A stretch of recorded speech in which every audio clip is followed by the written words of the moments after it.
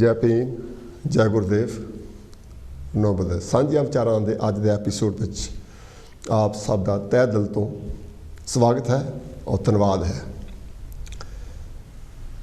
इंसान अपनी एक फितरत नाल लैके घूमता है।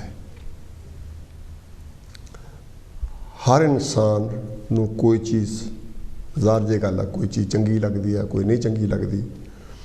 कोई इस करके चंगी लगती है क्योंकि वो जो नाल बैठे सज्जन जां उहदे सहयोगी वो कहते कि चंगी चीज़ है, इस करके भी उत्साहित इंसान हो जाता।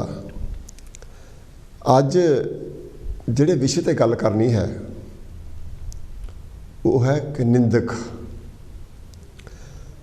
बहुत सारे इंसानों विच एक रूह हुंदी है, एक उन्हां दी सोच हुंदी है कि उन्होंने हर गल नूं ये कहना कि भी ये गल इदां नहीं सही, जे जिद्दां मैं सोचदा इदां हुंदी इदां सही होनी सीगी। जिहड़ी किसी चीज़ नूं जां किसी इंसान नूं जां किसी कीते काम नूं निंदना, एक तां निंदना जिहड़ा निंदक दा मतलब हुंदा कि तुसीं किसी दे विद्रोह विच गलबात करनी। अंग्रेज़ां दे देश विच जिन्हों आपां क्रिटिक कह दिंदे आ, बहुत सोहना लफ्ज़ है, बहुत वधिया इहदा मतलब आ। और तुसीं निंदक हो के बहुत सूझ-बूझ दे मालक बनते हैं। पर साडे समाज जिहड़ा निंदक दा लफ्ज़ आ इहनूं बहुत, क्योंकि जिहड़े निंदक लोग आ उन्हें अपने आप को इस तरह का पेश किया होया है कि जिहड़ी वो गल करनगे वो बारे खुद हो जानते बहुत घट होंदे आ। लेकिन जे कोई गल कर रहा उन्हें बेशक जिन्नी मर्जी उस गल की रिसर्च की हो, जिन्ना मर्जी वो पढ़ के वो गल करे, लेकिन जिन्होंने अपने टैग लवाया निंदक होने का उन्होंने गल इस तरह करनी है कि जिद्दां जो कहिंदे आ, जो उन्होंने सुनिया अपने बड़िया वडेरे तो उत्थे ही वो अपनी जड़ा अंगूठा ला के बैठे होंदे आ। अज जिहड़ा साडा विशा आ वो यही है कि जिहड़े निंदक आ उन्हां दी परसनैलिटी की हुंदी है ते उन्हां दा समाज विच विचरना किहो जिहा हुंदा ते जां उन्हां नूं किहो जिहा होना चाहिदा। जिहड़े निंदक एक कविता लिखी सीगी शिव कौर बटालवी ने, उहदा मैनूं एक शेर चेते आ, मैं उत्थों नाल शेयर करदा। पर असीं उन्हें अपने गीतों के निंदकों की गल की है, लेकिन आप इंसानों की गल करनी, इस करके अपनी जी भाषा आ वो भी सुचज्जी जरूर होगी। पर जोड़ा उन्हें शेर क्या सी मैं एको ही चेते मैं तुहानूं दसदा, जिहड़े उन्होंने माड़ा कहिंदे सी उन्हां वास्ते उन्हें कहा, कहंदा भौंको कुत्तिओ खूब भौंको किते मैनू नींद ना जावे। भौंको कुत्तिओ खूब भौंको किते मैनू नींद ना जावे। उहदे विच शेर कहंदा कि भी कोई कोई कुत्ता संगली संग बद्धा एवें भौंकी जावे, चोरां नूं ओह रोके काहदा समा उल्टे चोर बुलावे। तो यह तो शिव बटालवी ने अपन कवितावां दे जिहड़े विद्रोह से उन्हां दे संबंध में गल की सी। आपां विचारां दे संबंध में गल करनी है तो उहदे विच जिहड़ा लफ्ज़ उन्होंने वरत्या आपां इत्थे उस लफ्ज़ नूं जायज़ नहीं समझ गए, लेकिन आपां ये जरूर गल करांगे कि जिहड़े निंदक हुंदे आ, जे तो कोई निंदक इस करके बने कि मेरी जां किसी जिहदे बारे भी गल करदे आ उहदी गल विच वाधा करना, उहदी सोच वाधा करना, फिर तां निंदक होना बहुत वधिया गल आ। जे तुसीं उहदी गल नूं घटा के जां नीवां दिखाउण लई सिर्फ अपना एक्सपीरियंस जिहड़ा कि हुंदा नहीं ना पढ़िया हुंदा ओह गल करो तो उहदे विच तुसीं अपनी इनसल्ट जां अपने आप नूं नीवां तां ही अपने आप ही कह रहे, तां ही तो लफ्ज़ निंदक वरत्या जांदा। इस गल नूं बहुत अगे करन तो पहलां आओ तुहानूं नाल रल के आपां पहलां तां वैलकम करिए डॉक्टर साहब का, जिन्हां तो बिना साझिया विचारां दा जिहड़ा प्रोग्राम आ ओह मुकम्मल नहीं हो सकदा, क्योंकि विचार साथी नाल कीती जा सकती है। कि हुण तुसीं तां स्क्रीन ते बैठे आ, इस करके मैनूं इत्थे सांझ पाउण लई कोई ना कोई चाहीदा। सो डॉक्टर साहब जी तुहाडा बहुत बहुत स्वागत है। Thank you. तो पहला तो आपां जिहड़ा विशा तुसीं सुन लिया कि निंदक। निंदक कौन हुंदा है, उसकी सोच की हुंदी है, उसका समाज रोल की हुंदा। ਇਹ ਤੇ ਥੋੜ੍ਹਾ ਜਿਹਾ 2-4 ਮਿੰਟ ਲਾ ਕੇ ਬਿਲਕੁਲ ਇਹ ਸਭ ਤੁਸੀਂ ਜਿਹੜਾ ਆਪਾਂ ਅੱਜ ਸਬਜੈਕਟ ਡਿਸਕਸ਼ਨ ਵਿੱਚ ਲੈ ਕੇ ਆ ਰਹੇ ਹਾਂ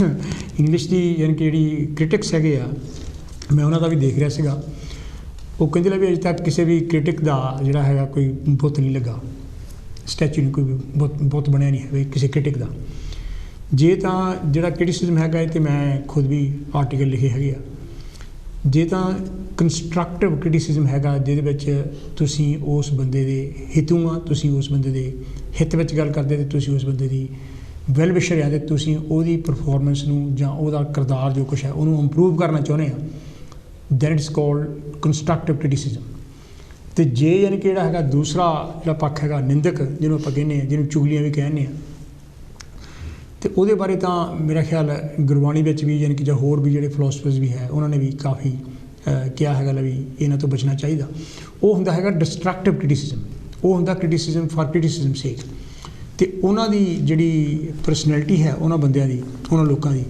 ਉਹ ਆਪ ਬੜੇ ਸ਼ੈਲੋ ਹੁੰਦੇ ਹੈਗੇ ਆ ਆਪ ਯਾਨੀ ਕਿ ਉਹ ਬੜੇ ਜਲਨ ਦੇ ਨਾਲ ਈਰਖਾ ਦੇ ਅਤੇ ਯਾਨੀ ਕਿ ਬਹੁਤ ਸਾਰੀ ਜੈਲਸੀ ਦੇ ਨਾਲ ਉਹ ਭਰੇ ਲੋਕ ਹੁੰਦੇ ਹੈਗੇ ਆ ਆਪ ਉਹ ਕੁਛ ਨਹੀਂ ਕਰ ਸਕਦੇ ਅਤੇ ਇਸ ਕਰਕੇ ਉਹ ਜਿਹੜਾ ਹੈਗਾ ਇਹ ਆਪਣਾ ਫਰਜ਼ ਸਮਝਦੇ ਨੇ ਵੀ ਮੈਂ ਯਾਨੀ ਕਿ ਸ਼ਾਇਦ ਜੇ ਮੈਂ ਇਹਨੂੰ ਕ੍ਰਿਟੀਸਾਈਜ਼ ਕਰਾਂ ਕਿਸੇ ਨੂੰ ਅਤੇ ਸ਼ਾਇਦ ਮੇਰਾ ਯਾਨੀ ਕਿ ਰੁਤਬਾ ਯਾਨੀ ਕਿ ਵੱਧ ਜਾਊਗਾ ਪਰ ਜਦੋਂ ਕਿ ਉਹਦਾ ਉਸ ਚੀਜ਼ ਨਾਲ ਰੁਤਬਾ ਬਿਲਕੁਲ ਨਹੀਂ ਵੱਧਦਾ ਹੈਗਾ ਜਿਹੜੀ ਗੱਲ ਸ਼ਿਵ ਹੋਣਾ ਨੇ ਵੀ ਕੀਤੀ ਹੈਗੀ ਆ ਬਿਲਕੁਲ ਇਹ ਗੱਲ ਠੀਕ ਹੈਗੀ ਆ ਬਈ ਠੀਕ ਹੈ ਉਹਨਾਂ ਨੇ ਜਿਹੜੇ ਲਫ਼ਜ਼ ਹੈਗੇ ਆ ਉਹ ਕਾਫੀ ਸਖਤ ਯਾਨੀ ਕਿ ਵਰਤੇ ਹੈਗੇ ਆ ਅਤੇ ਈਵਨ ਸ਼ਿਵ ਦੇ ਬਾਰੇ ਵੀ ਇਹ ਗੱਲ ਮਸ਼ਹੂਰ ਹੈਗੀ ਲੈ ਵੀ SS ਮੀਸ਼ਾ ਜਿਹੜਾ ਸੀਗਾ ਉਹ ਨਾਲ ਪਤਾ ਨਹੀਂ ਕੀ ਉਹਨਾਂ ਦੀ ਕਿਉਂਕਿ SS ਮੀਸ਼ਾ ਜਿਹੜਾ ਸੀ ਉਹ ਵੀ ਮੰਨਿਆ ਪੋਇਟ ਸੀਗਾ ਉਸ ਟਾਈਮ ਦਾ ਅਤੇ ਉਹ ਜਲੰਧਰ ਰੇਡੀਓ ਦਾ ਇੰਚਾਰਜ ਸੀਗਾ ਅਤੇ ਉਹ ਸ਼ਿਵ ਨਾਲ ਜਾਣੀ ਕਿ ਜਿਹੜਾ ਖਾਰ ਖਾਣ ਲੱਗ ਪਿਆ ਅਤੇ ਉਹਨੇ ਸ਼ਿਵ ਨੂੰ ਇੱਕ ਵਾਰੀ ਵੀ ਜਲੰਧਰ ਰੇਡੀਓ 'ਤੇ ਬੋਲਣ ਨਹੀਂ ਸੀ ਦਿੱਤਾ ਪਰ ਮੈਂ ਇਸ ਗੱਲ 'ਤੇ ਜਿਹੜਾ ਹੈਗਾ ਪੂਰਾ ਕਾਇਲ ਹੈਗਾ ਵੀ ਨਾ ਤਾਂ ਉਹਦੇ ਨਾਲ ਸ਼ਿਵ ਦੀ ਸ਼ਾਇਰੀ ਘਟੀ ਹੈਗੀ ਆ ਅਤੇ ਨਾ ਹੀ ਜਾਣੀ ਕਿ ਸ਼ਿਵ ਦਾ ਜਿਹੜਾ ਹੈਗਾ ਰੁਤਬਾ ਨਾ ਹੀ ਰੁਤਬਾ ਘਟਿਆ ਅਤੇ ਨਾ ਹੀ ਮਿਆਰ ਘਟਿਆ ਹੈਗਾ ਅਤੇ ਜਿਹੜਾ ਸੂਰਜ ਹੈਗਾ ਉਹਨੇ ਤਾਂ ਲਸ਼ਕਾਂ ਮਾਰਨੀਆਂ ਹੈਗੀਆਂ ਬੱਦਲ ਉਹਨੂੰ ਕਿੰਨੀ ਕੁ ਦੇਰ ਢੱਕ ਸਕਦੇ ਆ ਅਤੇ ਮੈਂ ਸਮਝ ਲਿਆ ਵੀ ਇਹ ਟਿਮਟਮਾਉਂਦੇ ਲੋਕ ਹੈਗੇ ਆ ਇਹ ਸੂਰਜ ਨਹੀਂ ਬਣ ਸਕਦੇ ਸੋ ਇਸ ਕਰਕੇ ਜਿਹੜਾ ਇਹ ਨਿੰਦਕ ਹੈਗੇ ਉਹਨਾਂ ਨਾਲ ਤੁਹਾਨੂੰ ਕਿਉਂਕਿ ਹਿਊਮਨ ਬੀਇੰਗ ਹੈਗੇ ਆ ਸਾਨੂੰ ਥੋੜ੍ਹਾ ਜਿਹਾ ਜਿਹੜਾ ਹੈਗਾ ਲੱਗਦਾ ਤਾਂ ਹੈ ਵੀ ਯਾਰ ਇਹ ਬੰਦਾ ਕਿਉਂ ਯਾਨੀ ਕਿ ਇੱਦਾਂ ਕਰ ਰਿਹਾ ਹੈਗਾ ਪਰ ਉਹਨਾਂ ਕੋਲ ਹੁੰਦਾ ਕੁਛ ਨਹੀਂ ਹੈ ਅਤੇ ਇਹ ਵੀ ਦੇਖਿਆ ਹੈਗਾ ਵੀ ਮੈਂ ਅਗੇਨ ਮੈਂ ਪੜ੍ਹ ਰਿਹਾ ਸੀਗਾ ਅਤੇ ਉਹ ਕਹਿ ਰਹੇ ਸੀ ਵੀ ਜਿਹੜਾ ਬੰਦਾ ਤੁਹਾਡੇ ਨਾਲ ਜ਼ਿਆਦਾ ਵੱਡੇ ਰੁਤਬੇ ਵਾਲਾ ਹੈਗਾ ਉਹ ਤੁਹਾਨੂੰ ਕਦੀ ਕ੍ਰਿਟੀਸਾਈਜ਼ ਨਹੀਂ ਕਰੂਗਾ ਕਿਉਂਕਿ ਉਹਨੂੰ ਪਤਾ ਹੈਗਾ ਵੀ ਉਹਦੀ ਪੋਜੀਸ਼ਨ ਕੀ ਹੈਗੀ ਆ ਅਤੇ ਜਿਹੜਾ ਯਾਨੀ ਕਿ ਛੋਟੇ ਰੁਤਬੇ ਵਾਲਾ ਹੈਗਾ ਉਹ ਹੀ ਜਿਹੜਾ ਹੈਗਾ ਤੁਹਾਡੇ ਯਾਨੀ ਕਿ ਨੋਕ ਝੋਕ ਅਤੇ ਹੋਰ ਜਿਹੜਾ ਡਿਸਟਰਕਟਿਵ ਕ੍ਰਿਟਿਸਿਜ਼ਮ ਹੈ ਨਾ ਉਹ ਕਰਦਾ ਹੈਗਾ ਸੋ ਇਸ ਕਰਕੇ ਯਾਨੀ ਕਿ ਜਿਹੜੀਆਂ ਕੁਛ ਗੱਲਾਂ ਹੈਗੀਆਂ ਮੈਂ ਸਮਝਦਾ ਵੀ ਇਹਨਾਂ ਬਾਰੇ ਸਾਨੂੰ ਯਾਨੀ ਕਿ ਖਿਆਲ ਰੱਖਣਾ ਤਾਂ ਚਾਹੀਦਾ ਹੈਗਾ ਪਰ ਤੁਸੀਂ ਇਹ ਦੇਖੋ ਲੈ ਵੀ ਇਸ ਬੰਦੇ ਦੀ ਯਾਨੀ ਕਿ ਜਿਹੜੀ ਉਹ ਨੋਕ ਝੋਕ ਕਰ ਰਿਹਾ ਹੈਗਾ ਉਹਦੇ ਵਿੱਚ ਸਾਰਥਕਤਾ ਕਿੰਨੀ ਕੁ ਹੈ ਵੀ ਕੀ ਇਹ ਬੰਦੇ ਵਿੱਚ ਇੰਨੀ ਕੋਈ ਕੇਪੇਬਿਲਿਟੀ ਹੈ ਲੈ ਵੀ ਮੈਨੂੰ ਉਹ ਜਿਹੜਾ ਹੈਗਾ ਕੋਈ ਕੰਸਟਰਕਟਿਵ ਸੁਜੈਸ਼ਨ ਦੇ ਸਕਦਾ ਲੈ ਵੀ ਜਿਹਦੇ ਨਾਲ ਯਾਨੀ ਕਿ ਮੇਰੀ ਹੈ ਨਾ ਇੰਪਰੂਵਮੈਂਟ ਹੋ ਸਕੇ ਕਿਸੇ ਚੀਜ਼ ਵਿੱਚ ਵੀ ਚਾਹੇ ਉਹ ਰੇਡੀਓ ਪ੍ਰੈਜੈਂਟੇਸ਼ਨ ਹੈ ਚਾਹੇ ਟੈਲੀਵਿਜ਼ਨ ਦੀ ਪ੍ਰੈਜੈਂਟੇਸ਼ਨ ਹੈਗੀ ਆ ਜਾਂ ਯਾਨੀ ਕਿ ਤੁਹਾਡੀ ਕੋਈ ਲੇਖਣੀ ਹੈ ਜਾਂ ਤੁਸੀਂ ਕੋਈ ਹੋਰ ਕੰਮ ਕਰ ਰਹੇ ਹੈਗੇ ਅਤੇ ਜੇ ਉਹ ਬੰਦਾ ਜਿਹੜਾ ਹੈਗਾ ਜਸਟ ਫਾਰ ਦ ਸੇਕ ਆਫ ਇਟ ਕਰ ਰਿਹਾ ਹੈਗਾ ਅਤੇ ਫਿਰ ਮੇਰਾ ਖਿਆਲ ਜਿਹੜਾ ਹੈਗਾ ਕੋਈ ਉਹਦੇ ਬਾਰੇ ਕੋਈ ਬਹੁਤੀ ਬੌਦਰ ਕਰਨ ਦੀ ਵੀ ਕੋਈ ਜ਼ਰੂਰਤ ਨਹੀਂ ਹੈ ਡਾਕਟਰ ਸਾਹਿਬ ਬਹੁਤ ਬਹੁਤ ਧੰਨਵਾਦ ਹੁਣ ਤੁਸੀਂ ਟੈਲੀਫੋਨ ਕਰਕੇ ਆਪਣੀ ਹਾਜ਼ਰੀ ਲਵਾ ਸਕਦੇ ਹਾਂ ਜਿਹੜੀ ਕ੍ਰਿਟਿਕ ਹੋਣ ਦੀ ਗੱਲ ਹੈਗੀ ਆ ਕਿ ਮੈਂ ਸਮਝਦਾ ਉਹ ਇਹ ਕਿ ਵੀ ਬਹੁਤ ਸਾਰੇ ਸੱਜਣ ਇੱਦਾਂ ਦੇ ਹੁੰਦੇ ਆ ਉਹ ਤੁਹਾਨੂੰ ਕਿਤੇ ਵੀ ਮਿਲ ਪੈਣ ਉਹਨਾਂ ਨੇ ਗੱਲ ਕੋਈ ਨਾ ਕੋਈ ਤੁਹਾਡੀ ਗੱਲ ਬਾਰੇ ਇੱਦਾਂ ਦੀ ਕਰਨੀ ਹੈ ਜਿਹਦੇ ਬਾਰੇ ਉਹਨਾਂ ਦੀ ਆਪਣੀ ਕੋਈ ਰਿਸਰਚ ਨਹੀਂ ਹੁੰਦੀ ਲੇਕਿਨ ਉਹ ਆਪਣਾ ਐਕਸਪੀਰੀਅੰਸ ਤੁਹਾਨੂੰ ਸ਼ੇਅਰ ਕਰ ਜਾਂਦੇ ਆ ਜੇ ਤਾਂ ਉਹਨਾਂ ਨੂੰ ਇਹ ਪਤਾ ਹੋਵੇ ਵੀ ਜਿਹੜੀ ਗੱਲ ਮੈਂ ਕਰ ਰਿਹਾ ਉਹਦੇ ਪਿੱਛੇ ਮੇਰੀ ਕੀ ਰਿਸਰਚ ਆ ਜਾਂ ਮੇਰੀ ਕੀ ਸੋਚ ਆ ਜਾਂ ਮੈਂ ਕਿਉਂ ਕੀਤੀ ਜਾਂ ਮੈਂ ਕਿੰਨੀ ਜਾਣਕਾਰੀ ਪ੍ਰਾਪਤ ਕਰਕੇ ਉਹ ਗੱਲ ਕੀਤੀ ਜਾਂ ਉਸ ਵਿਸ਼ੇ ਨੂੰ ਮੈਂ ਟੱਚ ਕੀਤਾ ਮੇਰਾ ਖਿਆਲ ਫਿਰ ਜਿਹੜਾ ਕ੍ਰਿਟਿਸਿਜ਼ਮ ਆ ਉਹ ਸ਼ਾਇਦ ਮੇਰੇ ਵੀ ਫਾਇਦਾ ਹੋਵੇ ਜੇ ਕੋਈ ਦੱਸੇ ਵੀ ਮੈਂ ਫਲਾਣੇ ਜਗ੍ਹਾ 'ਤੇ ਆਹ ਗੱਲ ਪੜ੍ਹੀ ਜਾਂ ਮੈਂ ਫਲਾਣੇ ਜਿਹੜਾ ਬੰਦਾ ਉਹ ਤੋਂ ਅੱਛਾ ਹੋਵੇ ਉਹ ਤੋਂ ਉੱਪਰ ਹੋਵੇ ਉਹ ਤੋਂ ਸੁਣੀ ਮਤਲਬ ਤਾਂ ਕਿ ਮੇਰੀ ਸੋਚ ਵਿੱਚ ਵੀ ਵਾਧਾ ਹੋ ਸਕੇ ਲੇਕਿਨ ਕਈ ਜਿਹੜੇ ਹੈਗੇ ਆ ਕ੍ਰਿਟਿਕ ਜਾਂ ਜਿਹੜੇ ਨਿੰਦਕ ਹੈਗੇ ਉਹਨਾਂ ਨੂੰ ਆਦਤ ਹੁੰਦੀ ਹੈ ਕਿ ਉਹਨਾਂ ਨੇ ਗੱਲ ਕਰਨੀ ਜ਼ਰੂਰ ਆ ਉਹਨੇ ਆਪ ਉਹਦੇ ਬਾਰੇ ਕੁਛ ਜਾਣਿਆ ਹੋਵੇ ਪੜ੍ਹਿਆ ਹੋਵੇ ਜਾਂ ਨਾ ਪੜ੍ਹਿਆ ਹੋਵੇ ਇਹਦੇ ਬਾਰੇ ਉਹ ਬਾਅਦ ਦੀ ਗੱਲ। ਚਲੋ ਆਪਾਂ ਪਹਿਲਾਂ ਕਾਲ ਲੈ ਲਈਏ। ਹੈਲੋ ਜੀ, ਕੌਣ ਤੇ ਕਿੱਥੋਂ ਬੋਲਦੇ ਸਵਾਗਤ ਥੋੜਾ ਜੀ। ਹੈਲੋ ਜੀ, ਮੈਂ ਫਕੀਰ ਚੰਦ ਚੌਹਾਨ ਬੋਲਦਾ ਬਰਮਿੰਘਮ ਤੋਂ। ਚੌਹਾਨ ਸਾਹਿਬ ਜੀ, ਜੈ ਭੀਮ, ਬਹੁਤ ਬਹੁਤ ਧੰਨਵਾਦ ਤੁਹਾਡਾ। ਕੀ ਕਹਿਣਾ ਚਾਹੁੰਦੇ ਹੋ? ਦੇਖੋ, ਇਹ ਜਿਹੜਾ ਵਿਸ਼ਾ ਆਪਨੇ ਅੱਜ ਰੱਖਿਆ ਇਹ ਬਹੁਤ ਇੱਥੇ ਚਰਚਾ ਹੋਣੀ ਚਾਹੀਦੀ ਹੈ ਵੀ ਇਹ ਜਿਹੜੇ ਮਤਲਬ ਨਿੰਦਕ ਜਾਂ ਆਲੋਚਕ ਆ ਇਹਨਾਂ ਦੀ ਭਾਰਤ ਵਿੱਚ ਬਹੁਤ ਜ਼ਿਆਦਾ ਜਾਣੀ ਭਰਮਾਰ ਆ, ਕਿਉਂਕਿ ਉਹਦੀ ਵਜ੍ਹਾ ਇਹ ਹੈਗੀ ਆ ਵੀ ਭਾਰਤ ਦੇ ਵਿੱਚ ਜਿਹੜੀਆਂ ਹਨ ਲੋਕ ਜਿੱਦਾਂ ਦੇ ਵਿਸ਼ਵਾਸ ਬਣਾ ਲੈਂਦੇ ਆ ਉਹ ਇਹ ਤੇ ਕਿੰਤੂ ਪ੍ਰੰਤੂ ਨਹੀਂ ਕਰਦੇ ਵੀ ਵਿਸ਼ਵਾਸ ਦਾ ਕਿੱਦਾਂ ਬਣੇ ਆ। ਉਹ ਫਿਰ ਉਹਨੂੰ ਇੰਨਾ ਜਾਣੀ ਉਹ 'ਤੇ ਪਹਿਰਾ ਦਿੰਦੇ ਆ ਵੀ ਜੇ ਕੋਈ ਕਿੰਤੂ ਪ੍ਰੰਤੂ ਕਰਦਾ ਉਹਨੂੰ ਉਹ ਬਹੁਤ ਬੁਰਾ ਸਮਝਦੇ ਆ। ਕਿਉਂਕਿ ਹੁਣ ਦੇਖੋ ਵੀ ਆਪਾਂ ਜੇ ਇਤਿਹਾਸ ਨੂੰ ਦੇਖੀਏ ਵੀ ਜਿਹਨੇ ਵੀ ਕੋਈ ਨਵਾਂ ਕੰਮ ਕੀਤਾ ਉਹਨਾਂ ਦੀ ਬਹੁਤ ਆਲੋਚਨਾ ਹੋਈ ਹੈ। ਠੀਕ ਹੈ। ਜਿੱਦਾਂ ਬੁੱਧ ਦੀ ਦੇਖ ਲਓ, ਹਾਂਜੀ, ਅਰਸਤੂ ਦੀ ਦੇਖ ਲਓ, ਚਾਰਲਸ ਡਾਰਵਿਨ ਦੀ ਦੇਖੋ। ਪਰ ਬੜੀ ਤਾਂ ਗੱਲ ਆ ਵੀ ਜਿਹੜਾ ਆਲੋਚਕ ਆ ਵੀ ਉਹ ਆਪ ਤਾਂ ਦੱਸਦੇ ਨਹੀਂ ਵੀ ਅਸੀਂ ਕੀ ਚਾਹੁੰਦੇ ਹਾਂ, ਉਹ ਸਿਰਫ ਵਿਰੋਧਤਾ ਕਰਦੇ ਆ। ਕਿਉਂਕਿ ਜੇ ਤਾਂ ਸਾਰੂ ਆਲੋਚਨਾ ਹੋਵੇ ਉਹ ਹੋਰ ਚੀਜ਼ ਹੈ। ਜੇ ਹੈਗੀ ਆ ਵੀ ਤੁਸੀਂ ਲੋਕਾਂ ਨੂੰ ਕਹਿਣਾ ਵੀ ਜੋ ਕੁਝ ਕਰਦੇ ਆ ਉਹੀ ਕਰੀ ਜਾਓ, ਫਿਰ ਤਾਂ ਉਹ ਮਾੜੀ ਗੱਲ ਹੈ। ਕਿਉਂਕਿ ਮੈਂ ਆਪਣੇ ਜੀਵਨ ਕਾਲ ਦੇ ਵਿੱਚ ਦੇਖਿਆ ਵੀ ਜਾਣੀ ਜਦ ਮੈਂ ਮਤਲਬ ਜਿਉਂ-ਜਿਉਂ ਸੁਰਤ ਸੰਭਾਲੀ ਆ ਤਾਂ ਮੈਂ ਉਸ ਗੱਲ ਤੇ ਕਿੰਤੂ ਪ੍ਰੰਤੂ ਕੀਤਾ ਬਹੁਤ ਬਚਪਨ ਤੋਂ ਹੀ। ਔਰ ਕਈਆਂ ਨੇ ਜਾਣੀ ਕਿ ਤਾਂ ਮੈਂ ਮੇਰੇ ਘਰਦਿਆਂ ਨੂੰ ਕਿਹਾ ਵੀ ਤੁਹਾਡਾ ਮੁੰਡਾ ਕੀ ਕਰਦਾ, ਵੀ ਇਹ ਤਾਂ ਬਹੁਤ ਮਾੜੀ ਗੱਲ ਹੈ ਵੀ ਜੇ ਹੁਣ ਕੋਈ ਜਗ੍ਹਾ ਨੂੰ ਐਵੇਂ ਪੂਜੀ ਜਾਂਦਾ, ਵਹਿਮ ਫੈਲਾਉਂਦਾ, ਔਰ ਤੁਸੀਂ ਕਹਿੰਦੇ ਆ ਵੀ ਦੇਖੋ ਹੁਣ ਕਮਾਈ ਕਰਕੇ ਜਾਣੀ ਉੱਥੇ ਭਾਰਤ ਦੇ ਵਿੱਚ ਕਿੰਨੀ ਗਰੀਬੀ ਆ, ਕਮਾਈ ਕਰਕੇ ਮੁਸ਼ਕਿਲ ਨਾਲ ਗੁਜ਼ਾਰਾ ਹੁੰਦਾ। ਉਹ ਜਿਹੜਾ ਬੰਦਾ ਵਹਿਮ ਫੈਲਾਉਂਦਾ ਉਹ ਲੋਕ ਉੱਦਾਂ ਹੀ ਉਹਦੇ ਮਗਰ ਲੱਗਦੇ ਆ। ਪਰ ਉਹ ਜਿਹੜਾ ਬੰਦਾ ਏਦਾਂ ਕਰਦਾ ਜਦ ਤੁਸੀਂ ਉਹ 'ਤੇ ਕਿੰਤੂ ਪ੍ਰੰਤੂ ਕਰਨਾ ਲੋਕ ਉਹਦੇ ਮਗਰ ਖੜਦੇ ਆ। ਉਹ ਕਹਿੰਦੇ ਆ ਵੀ ਉਹ ਚੰਗਾ, ਉਹ ਇੰਨੀ ਦੇਰ ਤੋਂ ਕਰਦਾ ਆ ਰਿਹਾ। ਪਰ ਉਹ ਦੇਖੋ ਕਿੰਨੀ ਮਾੜੀ ਗੱਲ ਆ। ਪਹਿਲਾਂ ਤਾਂ ਬੜੀ ਗੱਲ ਆ ਵੀ ਜਿਹੜਾ ਆਲੋਚਕ ਜਿਹੜਾ ਤੁਸੀਂ ਕਿਸੇ ਜਿਹੜੀ ਉੱਦਾਂ ਦੀ ਕੋਈ ਲਾਈਨ ਚੱਲੀ ਆਉਂਦੀ ਆ, ਜੇ ਤੁਸੀਂ ਉਹਦੇ ਵਿਰੁੱਧ ਲੋਕਾਂ ਨੂੰ ਜਾਗਰਤ ਕਰਨਾ ਉਹ ਤਾਂ ਬਹੁਤ ਜ਼ਰੂਰੀ ਕੰਮ ਹੈ। ਪਰ ਹੁਣ ਤੁਸੀਂ ਦੇਖੋ ਵੀ ਜੇ ਲੋਕ ਭਾਰਤ ਦੇ ਵਿੱਚ ਉਹ ਨਿੰਦਕ ਜੇ ਕੋਈ ਪੜ੍ਹਦਾ ਉਹਦੀ ਵੀ ਨਿੰਦਿਆ ਕਰਦੇ ਆ, ਜੇ ਕੋਈ ਚੰਗਾ ਮਕਾਨ ਬਣਾਉਂਦਾ ਉਹਦੀ ਵੀ ਨਿੰਦਿਆ ਕਰਦੇ ਆ। ਵੱਡੀ ਤਾਂ ਗੱਲ ਆ ਵੀ ਭਾਰਤ ਦੇ ਵਿੱਚ ਇਸ ਚੀਜ਼ ਦਾ ਬਹੁਤ ਭਰਮਾਰ ਹੈ ਔਰ ਇੱਥੇ ਵੀ ਨਾਲ ਹੀ ਚੱਲਿਆ ਆ ਰਿਹਾ ਵੀ ਜਿੱਦਾਂ ਹੁਣ ਦੇਖੋ ਵੀ ਅੱਜ ਜਿਹੜਾ ਵਿਸ਼ਾ ਆ ਆਮ ਤੌਰ ਤੇ ਕਿਸੇ ਹੋਰ ਚੈਨਲ ਨੇ ਨਹੀਂ ਛੇੜਿਆ। ਔਰ ਬੜੀ ਤਾਂ ਗੱਲ ਇਹ ਹੈਗੀ ਆ ਵੀ ਨਿੰਦਕ ਦੇ ਨਾਲ ਕਿੱਦਾਂ ਨਿਪਟਿਆ ਜਾਵੇ, ਕਿਉਂਕਿ ਹੁਣ ਲੜਨਾ ਤਾਂ ਚਾਹੀਦਾ ਨਹੀਂ। ਜਿੱਦਾਂ ਕਬੀਰ ਨੇ ਵੀ ਆਪਣੇ ਇੱਕ ਸਲੋਕ ਦੇ ਵਿੱਚ ਕਿਹਾ ਵੀ ਨਿੰਦਕ ਨੇੜੇ ਰੱਖੀਏ, ਵੀ ਜੇ ਨਾ ਰੱਖਾਂਗੇ ਵੀ ਉਹ ਸਾਡੀ ਸਫਾਈ ਉਹਨੇ ਆਪੇ ਕਰੀ ਜਾਣੀ। ਬਿਨ ਪਾਣੀ ਸਾਬਣ ਬਿਨਾ ਸਾਡੇ ਨਿਰਮਲ ਕਰੇ ਸਫਾਈ। ਕਿਉਂਕਿ ਹੁਣ ਜੋ ਕਬੀਰ ਜੀ ਲੋਕਾਂ ਨੂੰ ਮਤਲਬ ਲੜਦੇ ਉਹਨਾਂ ਦੇ ਨਾਲ ਤਾਂ ਫਿਰ ਤਾਂ ਪ੍ਰਚਾਰ ਹੋਣਾ ਨਹੀਂ ਸੀ। ਤੁਸੀਂ ਦੇਖੋ ਵੀ ਉਹਨੇ ਕਬੀਰ ਜੀ ਨੇ ਉਸ ਟਾਈਮ ਦੇ ਵਿੱਚ ਕਿੰਨੀ ਜਾਣੀ ਗਲਤ ਗੱਲਾਂ ਬੁੱਧ ਰਿਵੋਲਟ ਕੀਤੀ। ਉਹਨੇ ਦੱਸਿਆ ਜਾਣੀ ਮੈਂ ਜੋ ਕੋ ਤੁਸੀਂ ਕਰਦੇ ਆ ਗਲਤ ਹੈ। ਪਰ ਹੁਣ ਜੇ ਉਹ ਨਿੰਦਕਾਂ ਦੇ ਮੂਹਰੇ ਝੁਕ ਜਾਂਦੇ ਜਾਂ ਉਹਨਾਂ ਨਾਲ ਲੜ ਪੈਂਦੇ ਫਿਰ ਤਾਂ ਉੱਦਾਂ ਹੀ ਰੁਕ ਜਾਣਾ ਸੀ। ਇੱਦਾਂ ਹੀ ਤੁਸੀਂ ਦੇਖੋ ਬਾਬਾ ਸਾਹਿਬ ਡਾਕਟਰ ਅੰਬੇਡਕਰ ਦਾ ਕਿੰਨਾ ਵਿਰੋਧ ਹੋਇਆ, ਕਿਉਂਕਿ ਉਹ ਇੱਦਾਂ ਹੈਗੀ ਆ ਵੀ ਉਹ ਜਿਹੜਾ ਕੋਈ ਨਵੀਂ ਗੱਲ ਕਰਦਾ, ਜਿਹੜਾ ਗਾਂ ਨੂੰ ਜਿਹਦੇ ਗਾਂ ਵਧੂ ਵਿਚਾਰ ਆ ਉਹਦਾ ਉਨਾ ਹੀ ਜ਼ਿਆਦਾ ਵਿਰੋਧ ਹੁੰਦਾ। ਇੱਦਾਂ ਹੀ ਬਾਬਾ ਸਾਹਿਬ ਦਾ ਹੋਇਆ। ਰਾਜਨੀਤੀ 'ਚ ਵੀ ਇੱਦਾਂ ਹੀ ਹੁੰਦਾ। ਤੁਸੀਂ ਦੇਖੋ ਲੋਕ ਮਾਰ ਖਾ ਰਹੇ ਆ, ਉਹਨਾਂ ਨੂੰ ਪਤਾ ਨਹੀਂ ਵੀ ਤੁਸੀਂ ਰਿਵੋਲਟ ਕਰੋ, ਕਿਉਂਕਿ ਜਿਹੜੀਆਂ ਕ੍ਰਾਂਤੀਆਂ ਆਈਆਂ ਜਿਹਨੀ ਲੋਕਾਂ ਨੇ ਲਿਆਂਦੀਆਂ, ਜਿੱਦਾਂ ਹੁਣ ਫਰਾਂਸ ਦੇ ਵਿੱਚ ਵੋਲਟਾਇਰ ਸੀ, ਉਹਦਾ ਕਿੰਨਾ ਵਿਰੋਧ ਹੋਇਆ। ਪਰ ਲੇਕਿਨ ਜੋ ਕੁਝ ਵੀ ਆਉਣਾ ਥੱਲੇ ਤੋਂ ਲਾ ਕੇ ਉੱਪਰ ਤੱਕ ਉਹ ਜਾਣੀ ਕੁਝ ਕਰਕੇ ਹੀ ਹੋਣਾ। ਸੋ ਇਹ ਹੈਗੀ ਆ ਵੀ ਜਾਣੀ ਨਿੰਦਕ ਜਿਹੜੇ ਆ ਉਹਨਾਂ ਨੂੰ ਬੜੇ ਸਮਝ ਤਰੀਕੇ ਦੇ ਨਾਲ ਨਿਪਟਣਾ ਚਾਹੀਦਾ ਤੇ ਉਹਨਾਂ ਕੋਲ ਹੁੰਦਾ ਕੁਝ ਨਹੀਂ ਹੈਗਾ। ਉਹ ਸਿਰਫ ਮਤਲਬ ਜਿੱਦਾਂ ਅਟਕਲਾਂ ਜਾਣੀ ਰੁਕਾਵਟਾਂ ਹੀ ਖੜੀਆਂ ਕਰਦੇ ਆ। ਸੋ ਇਸ ਕਰਕੇ ਜ਼ਰੂਰੀ ਆ ਵੀ ਇਸ ਵਿਸ਼ੇ ਤੇ ਜ਼ਰੂਰ ਚਰਚਾ ਕੀਤੀ ਜਾਵੇ। ਤੇ ਮਤਲਬ ਜੇ ਤਾਂ ਕੋਈ ਸਾਰੂ ਆਲੋਚਨਾ ਹੋਰ ਚੀਜ਼ ਹੈ, ਪਰ ਜਿਹੜਾ ਪਿੱਛੇ ਖਿੱਚਣ ਵਾਲੀ ਗੱਲ ਹੈ ਤਾਂ ਮਾੜੀ ਹੈ। ਇੰਨਾ ਮੈਂ ਕਹਿੰਦਾ ਹੋਇਆ ਜੈ ਭੀਮ ਜੈ ਭਾਰਤ। ਜੈ ਭੀਮ ਜੈ ਭਾਰਤ ਜੀ। ਬਹੁਤ ਬਹੁਤ ਧੰਨਵਾਦ ਚੌਹਾਨ ਸਾਹਿਬ, ਤੁਸੀਂ ਬਹੁਤ ਵਧੀਆ ਗੱਲ ਕੀਤੀ। ਉਹਨਾਂ ਨੇ ਜ਼ਿਕਰ ਕਰ ਗਿਆ, ਮੈਂ ਵੈਸੇ ਨੋਟ ਕਰਕੇ ਹਟਿਆ ਸੀਗਾ ਜਿਨ੍ਹਾਂ ਬੰਦਿਆਂ ਨੂੰ ਅਸੀਂ ਪੂਜਦੇ ਹਾਂ, ਕਈ ਬੰਦੇ ਉਹਨਾਂ ਨੂੰ ਵੀ ਕ੍ਰਿਟੀਸਾਈਜ਼ ਕਰਦੇ, ਉਹਨਾਂ ਦੀ ਗੱਲ 'ਤੇ ਵੀ। ਬਿਲਕੁਲ। ਉਹਨਾਂ ਬਾਰੇ ਤੁਹਾਡਾ ਵੀ ਆਪਣਾ ਤਜਰਬਾ ਹੈ, ਮੇਰਾ ਵੀ ਆਪਣਾ ਤਜਰਬਾ, ਹਰ ਇੱਕ ਦੇ ਐਕਸਪੀਰੀਅੰਸ ਹੈਗੇ ਆ। ਹੁਣ ਜਿੰਨੇ ਵੀ ਬੰਦੇ ਮੈਂ ਦੇਖਿਆ ਡਾਕਟਰ ਅੰਬੇਡਕਰ ਦੇ ਬਾਰੇ 'ਚ ਉਹ ਨਿੰਦਕ ਭਰਪੂਰ ਵਿਚਾਰ ਰੱਖਣਗੇ, ਮੈਂ ਅਜੇ ਤੱਕ ਇੱਕ ਵੀ ਉਹ ਬੰਦਾ ਨਹੀਂ ਦੇਖਿਆ ਜਿਹੜਾ ਕਹੇ ਵੀ ਮੈਂ ਇੰਨੀਆਂ ਉਹਦੀਆਂ ਕਿਤਾਬਾਂ ਪੜ੍ਹੀਆਂ ਜਾਂ ਮੈਂ ਇੰਨੀਆਂ ਉਹਦੀਆਂ ਸਪੀਚਾਂ ਸੁਣੀਆਂ ਵੀ ਮੈਂ ਇਸ ਕਰਕੇ ਉਹਦੇ ਖਿਲਾਫ ਹਾਂ। ਬਿਲਕੁਲ। ਇੱਕ ਵੀ ਬੰਦਾ ਮੈਂ ਨਹੀਂ ਦੇਖਿਆ। ਬਲਕਿ ਜ਼ਿਆਦਾ ਤੌਰ 'ਤੇ ਉਹ ਬੰਦੇ ਆ ਜਿਹੜੇ ਪੜ੍ਹਨ ਤਾਂ ਦੂਰ ਦੀ ਗੱਲ ਆ, ਉਹਨੇ ਫੋਟੋ ਵੀ ਨਹੀਂ ਚਾਹੀਦਾ ਦੇਖੀ ਹੋਣੀ।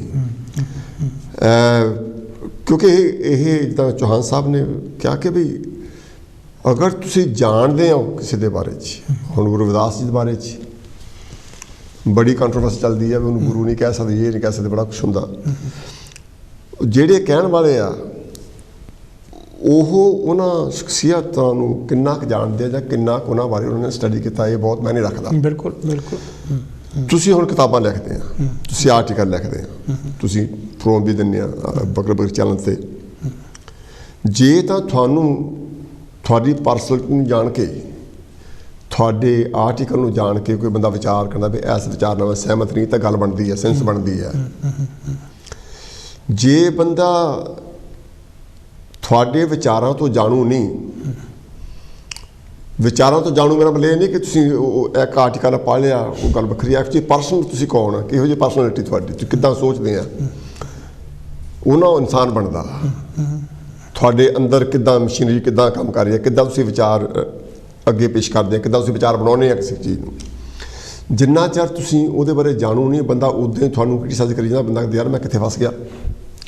ਇਸ ਕਰਕੇ ਬਹੁਤ ਜ਼ਰੂਰੀ ਆ ਕਿ ਅਸੀਂ ਜਿਹੜਾ ਵਿਚਾਰ ਆ ਜਿਹਦੇ ਬਾਰੇ ਦੇਣੇ ਆ, ਅਸੀਂ ਇਹ ਦੇਖਿਆ ਕਿ ਕਾਰਲ ਮਾਰਕਸ ਦੀ ਵੀ ਆਪੋਜੀਸ਼ਨ ਹੋ ਰਹੀ ਆ, ਡਾਕਟਰ ਅੰਬੇਡਕਰ ਦੀ ਵੀ ਹੋ ਰਹੀ ਆ, ਅਤੇ ਹੋਰ ਜਿਹੜੀਆਂ ਹਸਤੀਆਂ ਜਿਨ੍ਹਾਂ ਨੇ ਅਗਾਂਹ ਵਧੂ ਪੈਰ ਕਦਮ ਚੱਕੇ ਔਰ ਜਿਨ੍ਹਾਂ ਨੇ ਲੋਕ ਭਲਾਈ ਦੇ ਕੰਮ ਕੀਤੇ, ਉਹਨਾਂ ਨੂੰ ਕ੍ਰਿਟੀਸਾਈਜ਼ ਕੀਤਾ ਜਾ ਰਿਹਾ। ਕਰ ਕੌਣ ਰਿਹਾ? ਜਿਨ੍ਹਾਂ ਨੇ ਉਹਨਾਂ ਦੇ ਬਾਰੇ 'ਚ ਜਾਣਕਾਰੀ ਬਿਲਕੁਲ ਪ੍ਰਾਪਤ ਨਹੀਂ ਕੀਤੀ।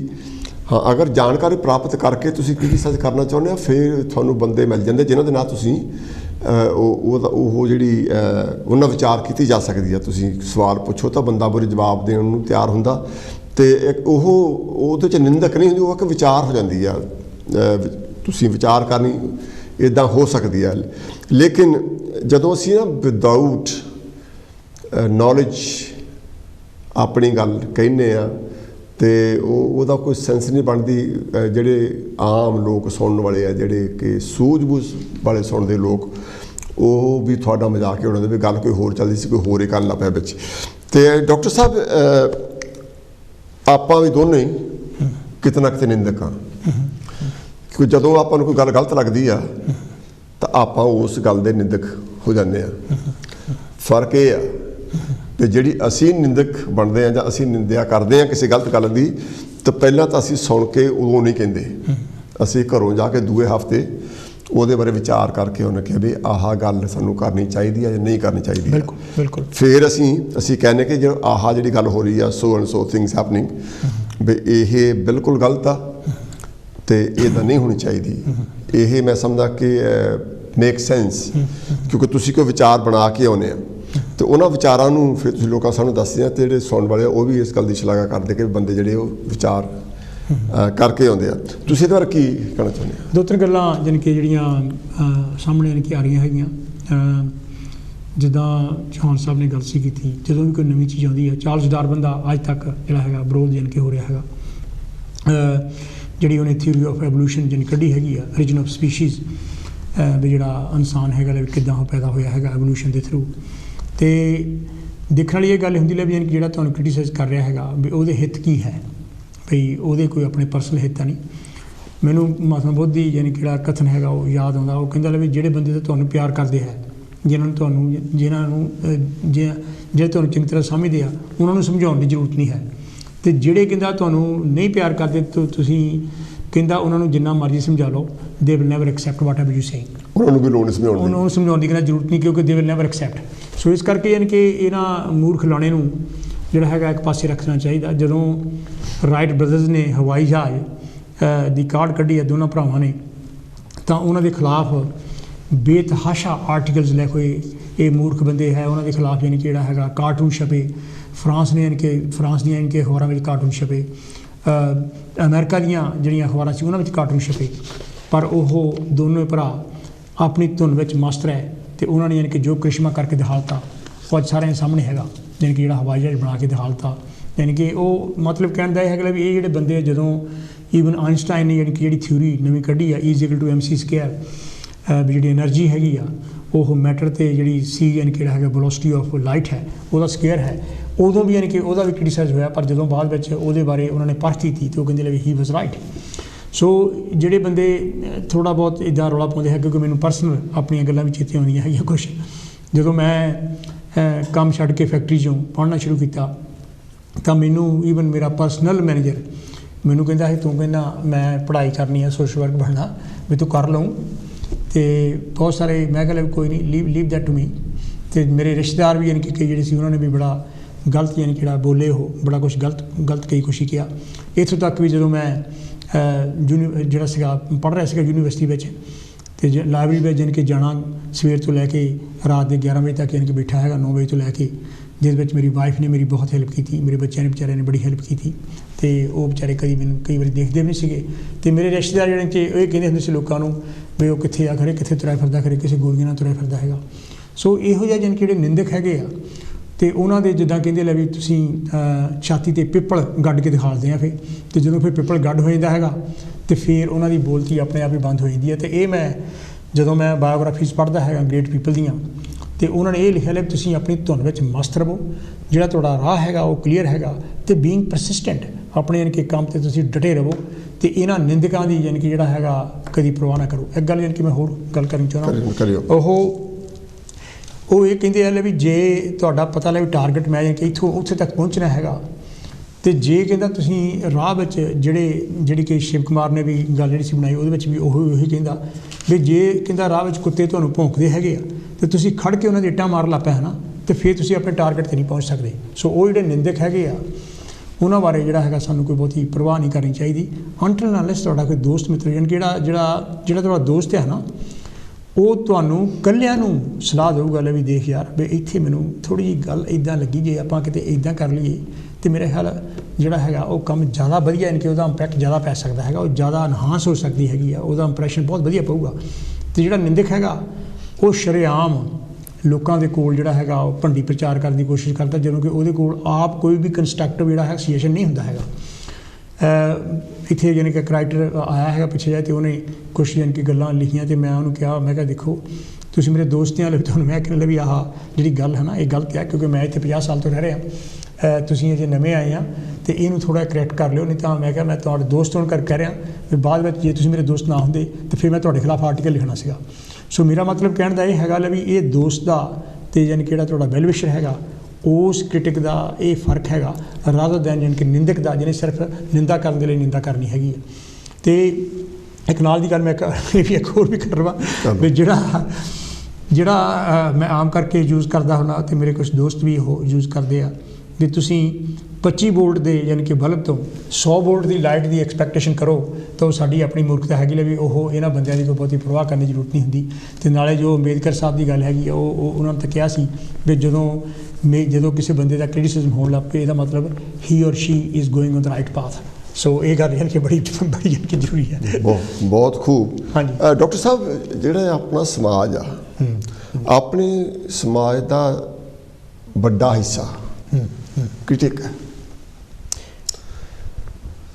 ਇਹ ਗੱਲ ਗਲਤ ਹੈ, ਕਿਉਂਕਿ ਜਦੋਂ ਉਹ ਨਿੰਦਿਆ ਕਰਦੇ ਆ ਤਾਂ ਉਹਨਾਂ ਨੂੰ ਵਿੱਚੋਂ ਕੱਢਣਾ ਪਾਉਣਾ ਨਹੀਂ ਹੁੰਦਾ, ਉਹ ਸਿਰਫ ਇਹ ਕਰਦੇ ਆ।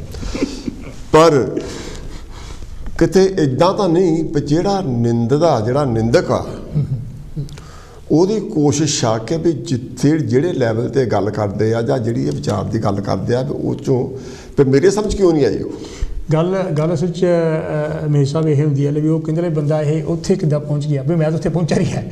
ਉਹ ਫਿਰ ਕਿਸੇ ਨਾ ਕਿਸ ਤਰ੍ਹਾਂ ਉਹਦੀਆਂ ਲੱਤਾਂ ਖਿੱਚਣ ਦੀ ਕੋਸ਼ਿਸ਼ ਕਰਦਾ ਹੈਗਾ।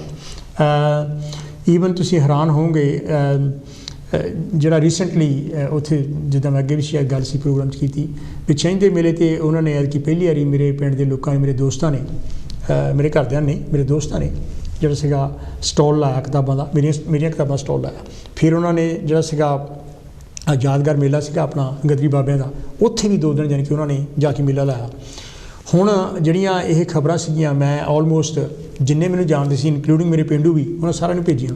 ਮੂੰਹ ਟੁੱਟ ਜਾਵੇ ਕਿਸੇ ਦਾ ਵੀ ਜੇ ਕਿਸੇ ਨੇ ਕਿਹਾ ਹੋਵੇ ਯੂ ਹੈਵ ਡਨ ਵੈਲ, ਵੀ ਜਾਣ ਕੇ ਉਹਨਾਂ ਮੁੰਡਿਆਂ ਨੇ ਜਾਣੀ ਕਿ ਬਹੁਤ ਵਧੀਆ ਕੰਮ ਕੀਤਾ। ਸੋ ਇਹ ਜਾਣੀ ਕਿ ਜਿਹੜਾ ਮੈਂ ਇਹਦੇ ਬਾਰੇ ਇੱਦਾਂ ਲੈਣਾ, ਇਹਦੇ ਲਈ ਮੈਨੂੰ ਉਹਨਾਂ ਦੀ ਸ਼ਾਬਾਸ਼ ਦੇ ਨਾਲ ਜਿਹੜਾ ਹੈਗਾ ਮੇਰਾ ਕੋਈ ਰੁਤਬਾ ਵੱਧ ਜਾਣਾ ਸੀ। ਇੱਥੋਂ ਹੀ ਪਤਾ ਲੱਗਦਾ, ਕਿਉਂਕਿ ਆਪ ਤਾਂ ਕੁਛ ਕਰਨ ਜੋਗੇ ਨਹੀਂ ਹੈ, ਯਾਨੀ ਕਿ ਉਹ ਜਿਹੜੇ ਹੈਗੇ ਫੁੱਲ ਆਫ ਜੈਲਸੀ, ਮੈਂ ਕਹਿੰਦਾ ਹੁੰਦਾ ਲੈ ਵੀ ਉਹ ਜਿਹੜਾ ਹੈਗਾ ਉਹਨਾਂ ਵਿੱਚ ਬਹੁਤ ਜਾਣੀ ਕਿ ਜਲਨ ਹੈ ਅਤੇ ਇੱਕ ਕਿਸਮ ਦੀ ਜਿਹੜਾ ਹੈਗਾ ਈਰਖਾ ਹੈ, ਸਾੜਾ ਹੈਗਾ, ਹੋਰ ਕੁਛ ਨਹੀਂ ਹੈ, ਨਥਿੰਗ ਐਲਸ। ਠੀਕ, ਜਿਹੜੀ ਨਾ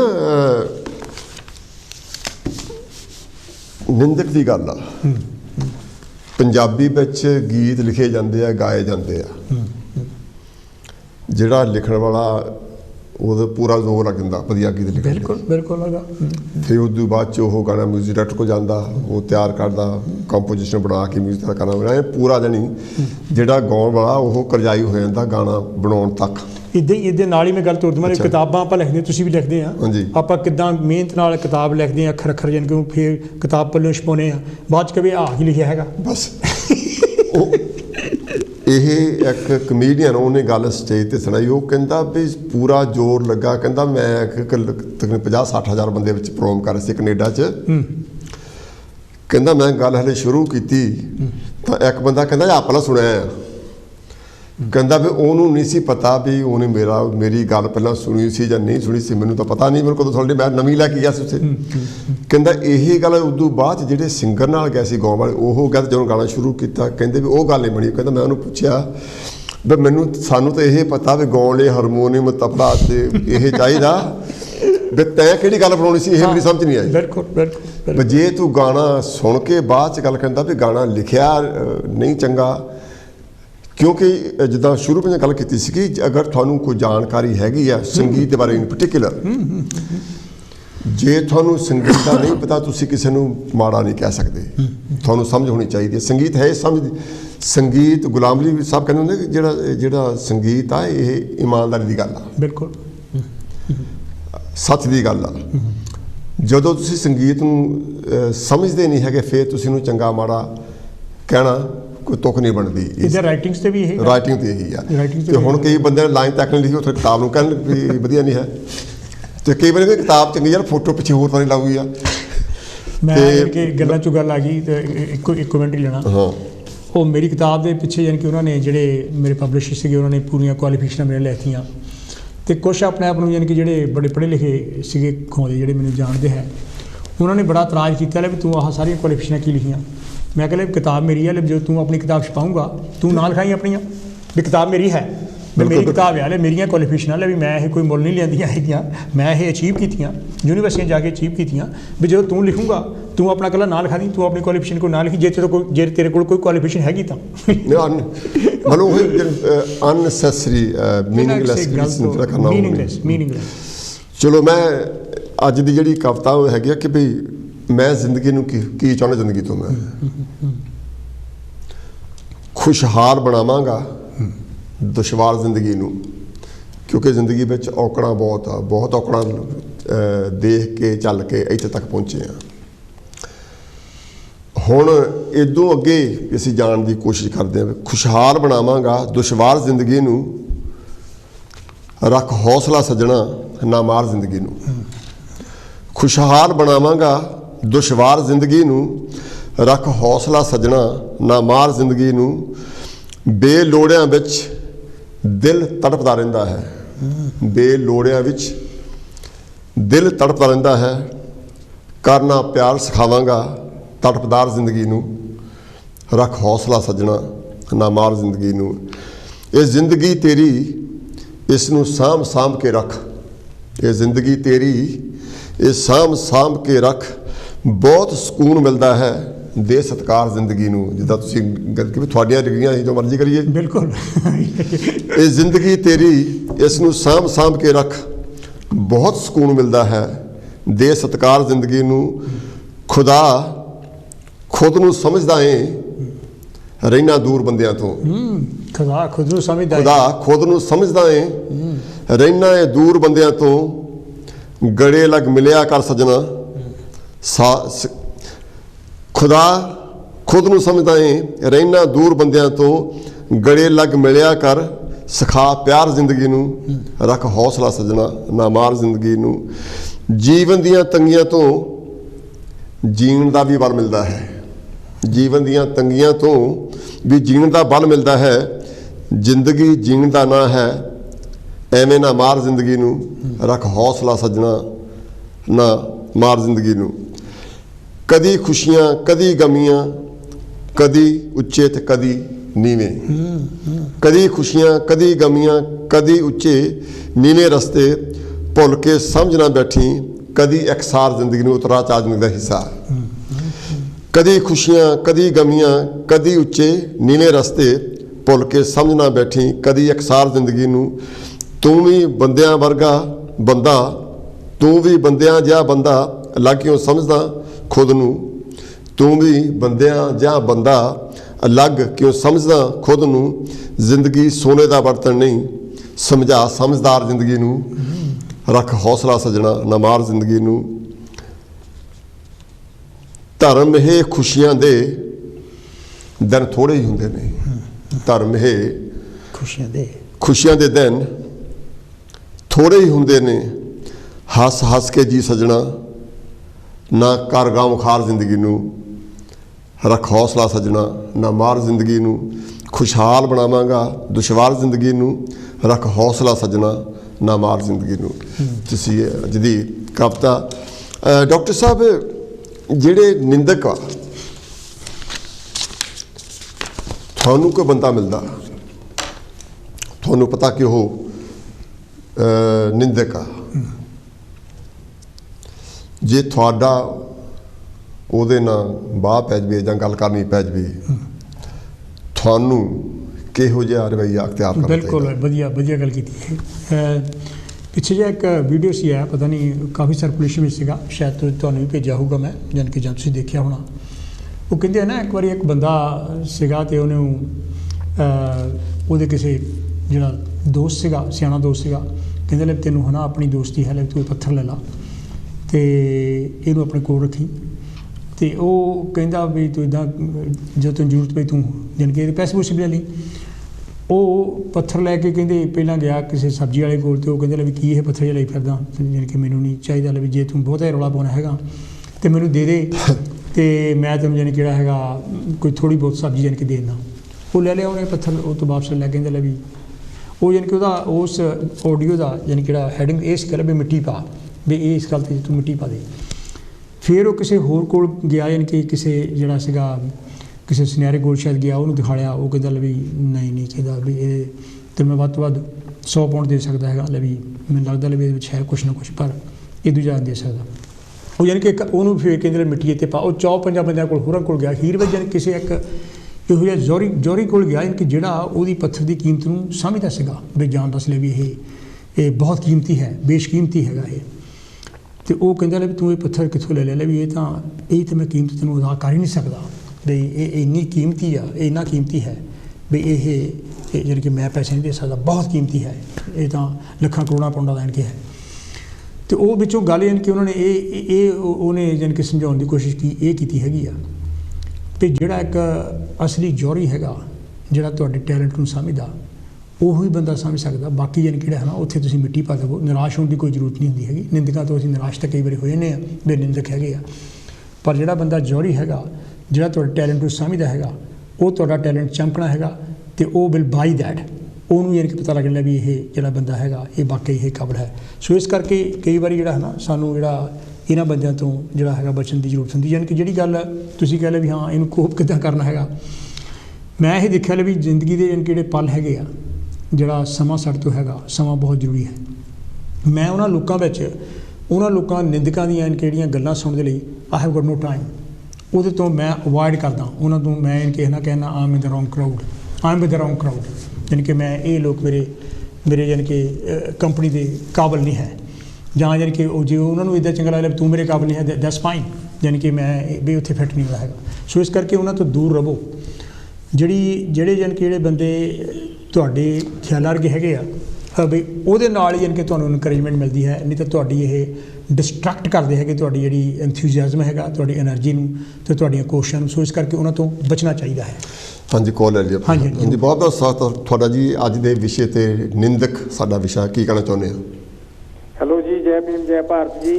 ਜੈ ਭੀਮ ਜੈ ਭਾਰਤ ਜੀ। ਹਾਂਜੀ ਮਾਨ ਸਾਹਿਬ, ਦੇਖੋ ਜੀ, ਤੁਹਾਡਾ ਸਬਜੈਕਟ ਤਾਂ ਬਹੁਤ ਵਧੀਆ। ਨਿੰਦਕ ਜਿਹੜੇ ਹਮੇਸ਼ਾ ਉਹ ਤੁਹਾਡੇ ਜਿਹੜੇ ਹਮੇਸ਼ਾ ਉਹ ਤੁਸੀਂ ਉਹਨਾਂ ਤੋਂ ਪਛਾਣ ਹੁੰਦੀ ਹੈ ਕਿ ਉਹ ਤੁਹਾਡੇ ਦੁਸ਼ਮਣ ਹੀ ਹੁੰਦੇ ਆ।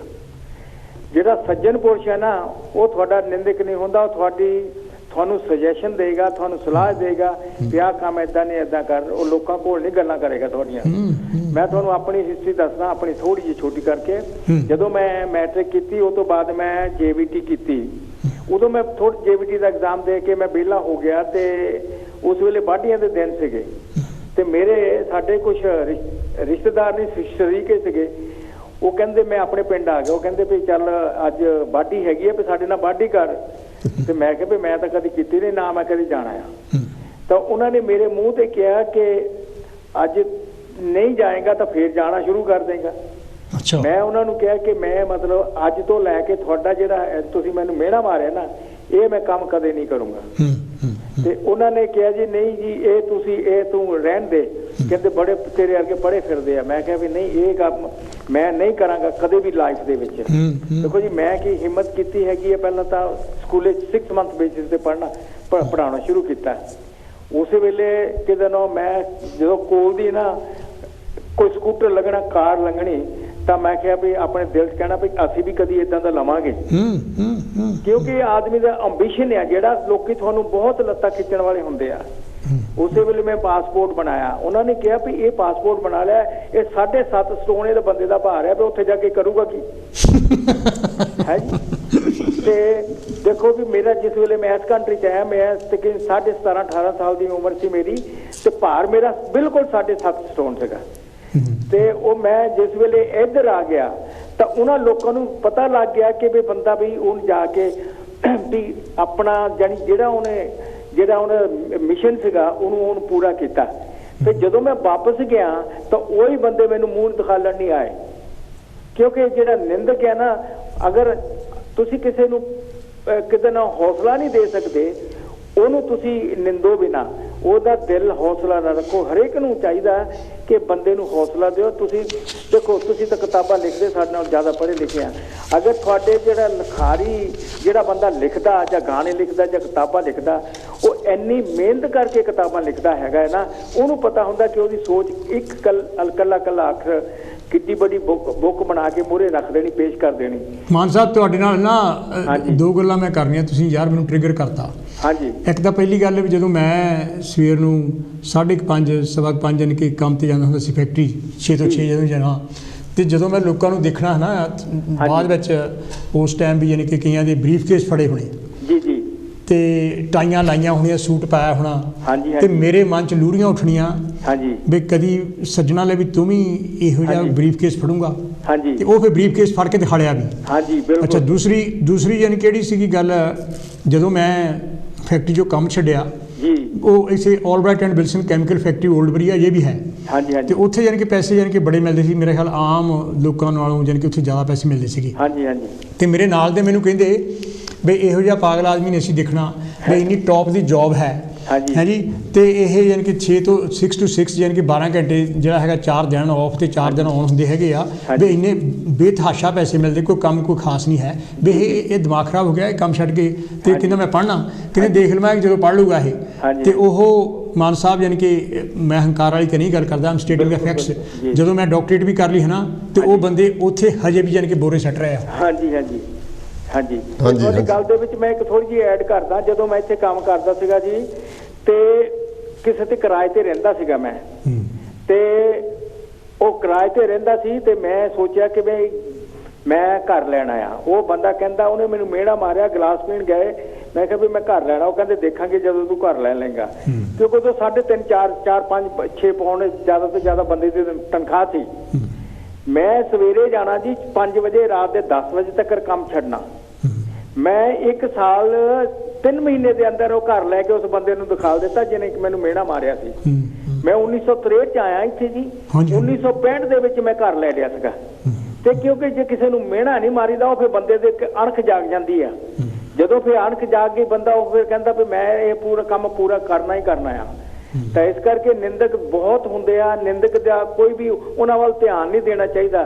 ਜਿੱਦਾਂ ਤੁਸੀਂ ਕਿਹਾ ਕਿ ਭੌਂਕਣ ਵਾਲੇ ਭੌਂਕੀ ਜਾਂਦੇ ਆ, ਤੁਸੀਂ ਆਪਣਾ ਰਸਤਾ ਤੁਰੇ ਜਾਓ, ਇੱਕ ਦਿਨ ਤੁਸੀਂ ਆਪਣੀ ਮੰਜ਼ਿਲ ਨੂੰ ਪਾ ਲਓਗੇ। ਬਿਲਕੁਲ।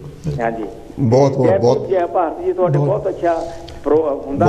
ਡਾਕਟਰ ਸਾਹਿਬ ਜਿਹੜਾ ਮੈਂ ਸਵਾਲ ਪੁੱਛਿਆ ਸੀ ਉਹਦਾ ਜਵਾਬ ਮੈਂ ਹੋਰ ਤਰ੍ਹਾਂ ਦੇਣਾ ਚਾਹੁੰਦਾ। ਹਾਂ, ਨਹੀਂ ਇੱਕ ਦੋ ਗੱਲਾਂ ਸਿਰਫ ਐਡ ਕਰ ਲੈਂਦੇ ਮੈਨੂੰ। ਇੱਕ ਤਾਂ ਵੀ ਤੁਸੀਂ ਯੂ ਮਸਟ ਬੀ ਪ੍ਰਸਿਸਟੈਂਟ ਜਾਨ ਕੇ ਰਹੋ, ਵੀ ਡਿਟਰਮਿਨਡ ਹੈਗੇ ਤੇ ਪ੍ਰਸਿਸਟੈਂਟ ਰਹੋ। ਇਹ ਦੋ ਜਾਨ ਕੇ ਐਡ ਉਹਦੇ ਵਿੱਚ ਕਰਨੀ ਸੀ। ਹਾਂਜੀ, ਤੁਸੀਂ ਕਰੋ ਗੱਲ। ਠੀਕ ਹੈ।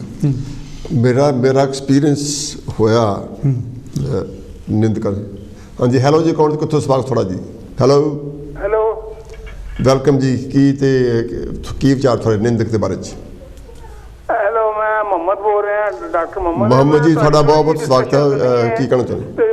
ਮੇਰੇ ਜੋ ਪੱਲੇ ਪਿਆ ਕਿ ਕੰਸਟਰਕਟਿਵ ਕ੍ਰਿਟਿਸਿਜ਼ਮ ਹੋਣੀ ਚਾਹੀਦੀ ਹੈ। ਕ੍ਰਿਟਿਸਿਜ਼ਮ ਫॉर द ਸੇਕ ਆਫ ਕ੍ਰਿਟਿਸਿਜ਼ਮ ਨਹੀਂ ਹੋਣੀ ਚਾਹੀਦੀ, ਔਰ ਉਹ ਟੌਪੀਕਲ ਹੋਣੀ ਚਾਹੀਦੀ ਹੈ ਜਿਹਦਾ ਕੋਈ ਹੱਲ ਵੀ ਨਿਕਲ ਸਕੇ। ਹੁਣ ਇਹ ਦੇਖੋ, ਇੰਡੀਆ ਦਾ ਪ੍ਰਾਈਮ ਮਿਨਿਸਟਰ ਮੋਦੀ ਇੱਥੇ এনवायरमेंट ਕਾਨਫਰੰਸ ਇੱਥੇ ਗਲਾਸਗੋ ਆਇਆ ਸੀ, ਤੇ ਉਹਦੇ ਖਿਲਾਫ ਸਿੱਖਾਂ ਨੇ ਤੇ ਆਜ਼ਾਦ ਕਸ਼ਮੀਰ ਦੇ ਲੋਕਾਂ ਨੇ ਕਿਹਾ ਉਹਨੂੰ ਕਿਉਂ ਬੁਲਾਇਆ। ਹਾਲਾਂਕਿ ਉਹ ਮਤਲਬ ਹੀ ਵਾਜ਼ ਇਨਵਾਈਟਡ ਬਾਈ ਦੀ ਬ੍ਰਿਟਿਸ਼ ਗਵਰਨਮੈਂਟ। ਤੇ ਉਹ ਮੈਨੂੰ ਯਾਦ ਹੈ ਪਹਿਲੇ ਵੀ ਇੱਕ ਦਫਾ ਮੋਦੀ ਸਾਹਿਬ ਆਏ ਸਨ ਇੱਥੇ ਕੋਈ 2 ਸਾਲ ਪਹਿਲੇ, ਤੇ 1.5 ਘੰਟਾ ਉਹਨਾਂ ਨੇ ਸਪੀਚ ਕੀਤੀ। ਉਹਦੇ ਵਿੱਚ ਕਸ਼ਮੀਰ ਦੇ ਮਸਲੇ ਦਾ ਉਹਨਾਂ ਨੇ ਜ਼ਿਕਰ ਤੱਕ ਨਹੀਂ ਕੀਤਾ। ਤੇ ਐਵੇਂ ਹੈ ਜਿਹੜੀਆਂ ਮਤਲਬ ਉਹਨੂੰ ਪੁਰਾਣੀਆਂ ਗੱਲਾਂ ਨੇ। ਕਿਸੇ ਮੈਂ ਚੈਨਲ ਤੇ ਸੁਣਦਿਆ ਸਾਂ ਕਿ 84 ਚ ਸਿੱਖਾਂ ਦਾ ਬੜਾ ਜੈਨੋਸਾਈਡ ਹੋਇਆ ਸੀ। ਉਹ ਪੁਰਾਣੀਆਂ ਗੱਲਾਂ ਨੇ, ਠੀਕ ਹੈ, ਉਹ ਫੈਕਚੁਅਲ ਰਾਈਟਸ ਨੇ ਕਿ ਉਹ ਕਾਫੀ ਸਿੱਖਾਂ ਦਾ ਜ਼ੁਲਮ ਹੋਇਆ ਸੀ। ਲੇਕਿਨ ਅੱਜ ਕੱਲ੍ਹ ਜਿਹੜੇ ਹਾਲਾਤ ਨੇ, ਹੁਣ ਦੇਖੋ ਕੋਵਿਡ ਹੈ ਤੇ ਮਤਲਬ ਹੋਰ ਪ੍ਰੋਬਲਮਸ ਨੇ, एनवायरमेंटल प्रॉब्लम ने या ग्लोबल वार्मिंग हो रही है, ਇਹਨਾਂ ਤੇ ਡਿਸਕਸ਼ਨ ਹੋਣੀ ਚਾਹੀਦੀ ਹੈ ਕਿ ਨੌਜਵਾਨ ਬੇਰੁਜ਼ਗਾਰੀ ਬੜੀ ਵੱਧ ਰਹੀ ਹੈ ਔਰ ਕਾਫੀ ਅਨਇੰਪਲੋਇਮੈਂਟ ਹੈ, ਇਨਫਲੇਸ਼ਨ ਹੈ, ਤੇ ਜਿਨ੍ਹਾਂ ਦਾ ਕੋਈ ਹੱਲ ਹੋਣਾ ਚਾਹੀਦਾ ਹੈ। ਪੁਰਾਣੀਆਂ ਗੱਲਾਂ ਹੁਣ ਕਸ਼ਮੀਰ ਦਾ ਮਸਲਾ ਨਾ ਕਦੀ ਹੱਲ ਹੋਇਆ ਤੇ ਨਾ ਹੋਏਗਾ। ਮੈਨੂੰ ਯਾਦ ਹੈ ਸਰਦਾਰ ਸਹਾਰਨ ਸਿੰਘ ਤੇ ਭੁੱਟੋ ਦੇ ਜ਼ਮਾਨੇ ਤੋਂ ਲੈ ਕੇ ਅਜ ਤੱਕ ਕਈ ਮੁਜ਼ਾਕਰਾਤ ਹੋਏ ਜੇ ਕਸ਼ਮੀਰ ਤੇ। ਮੈਂ ਤੁਹਾਨੂੰ ਸਹੀ ਦੱਸ ਰਿਹਾ, ਮੈਂ ਕਈ ਕਿਤਾਬਾਂ ਪੜ੍ਹੀਆਂ ਬੇਸ਼ੁਮਾਰ। ਮੈਂ ਕਸ਼ਮੀਰ ਦੇ ਮਸਲੇ ਦਾ ਕਦੀ ਵੀ ਨਹੀਂ ਹੱਲ ਹੋਣਾ, ਕਿਉਂਕਿ ਇੰਡੀਆ ਕੋਲ ਜਿਹੜਾ ਕਸ਼ਮੀਰ ਹੈ ਨਾ, ਇੰਡੀਆ ਦੇ ਕਬਜ਼ੇ 'ਚ, ਉਹਦਾ ਆਕੂਪੇਸ਼ਨ ਕਦੀ ਵੀ ਨਹੀਂ ਛੱਡੇਗਾ।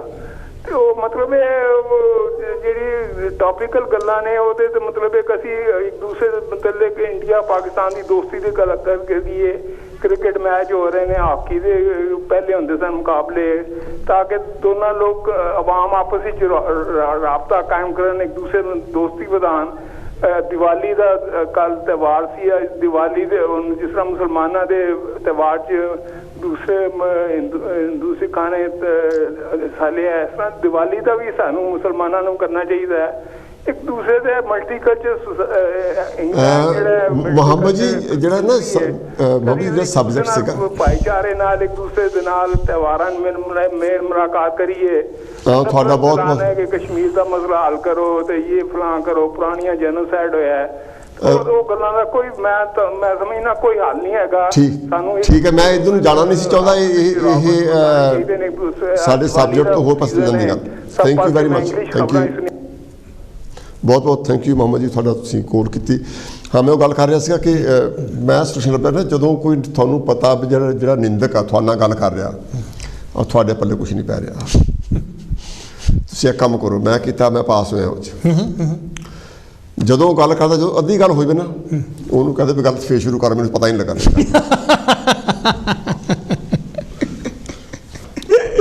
ਜਦੋਂ ਨਾ 2 ਵਾਰੀ ਉਹ ਕਰ ਗਿਆ।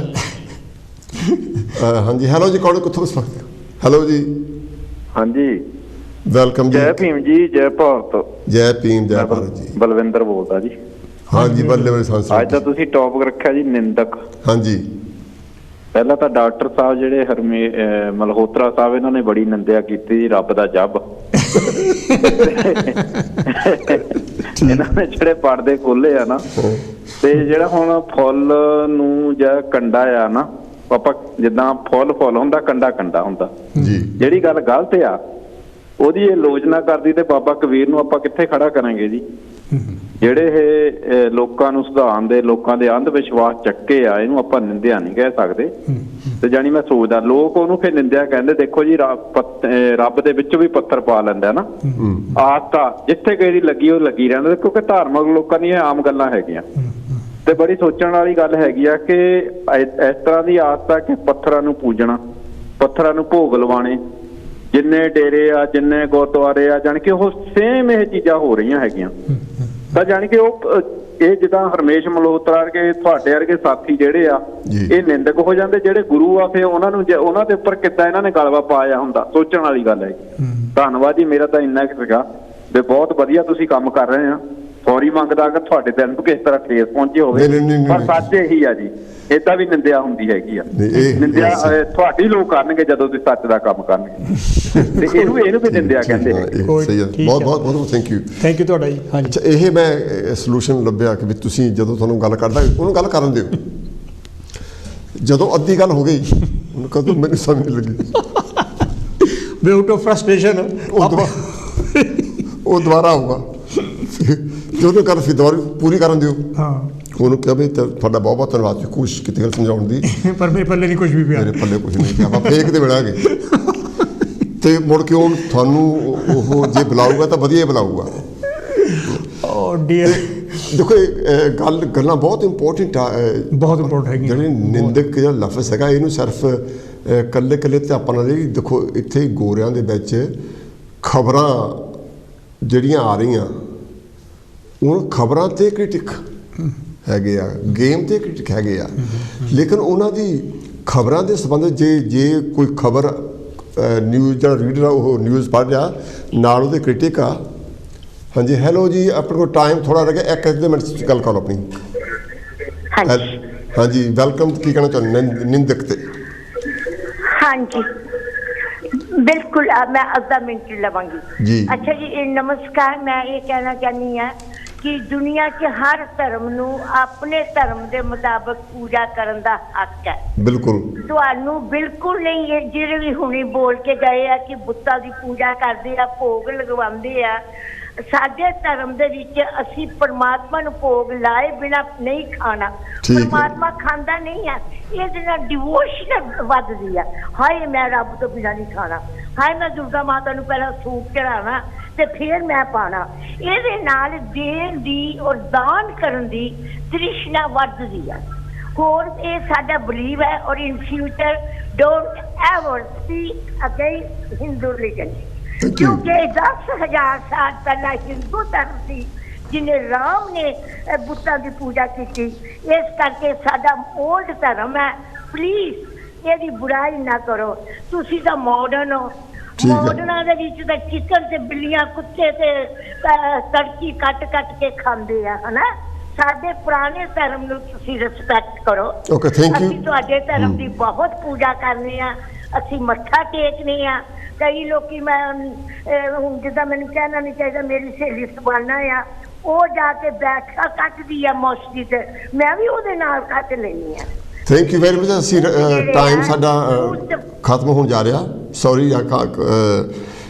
ਦੇਖੋ, ਸਾਂਝੇ ਵਿਚਾਰ ਪ੍ਰੋਗਰਾਮ ਵਿੱਚ ਅਸੀਂ ਆਪਣੇ ਵਿਚਾਰਾਂ ਦੇ ਮੁਤਾਬਕ ਪ੍ਰੋਗਰਾਮ ਕਰਦੇ ਹਾਂ। ਕਾਲਰ ਆ ਕੇ ਆਪਣੇ ਵਿਚਾਰ ਵਿੱਚ ਐਡ ਕਰ ਜਾਂਦੇ, ਉਹਦੇ ਨਾਲ ਸਾਡਾ ਜਾਂ ਕਾਂਸ਼ੀ ਟੀਵੀ ਦਾ ਕੋਈ ਸੰਬੰਧ ਨਹੀਂ ਹੁੰਦਾ।